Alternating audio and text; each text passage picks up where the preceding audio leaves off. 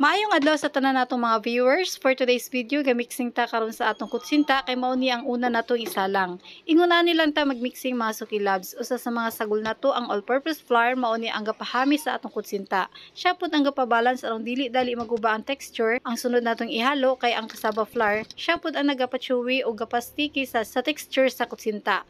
Magbutang pud tag asukar sa mixing kay aside nga gahatag siya og katamis, ang asukar pud gahatag pud og color. Syempre dili pud mawala always ang tubig kay maupod ni ang mutunaw sa tanang dry ingredients. Sunod ang lye water mao ni ang secret ingredients para mag-bouncy o mag-sticky pud ang kutsinta. Ginagamay ra gyud ang ginabutang nat kay kusog ang epekto. Kay kung pasubraan pud nimo na tendency nga mopait ang lasa nga lain sa dila. Gabutang pud ta og atswete o anato seeds nga gahatag og natural color sa kutsinta. Ginahaluan nako siya daan og gamay na lye water para dali maluto ang liso og mapapula dayon siya og dali sa init tubig. Ukay-ukayon lang nato og set aside lang nato ang atuang gimixing unya andamo na dayon nato ang atuang steamer og butangan og mantika ang mga molders para dili mo dikit.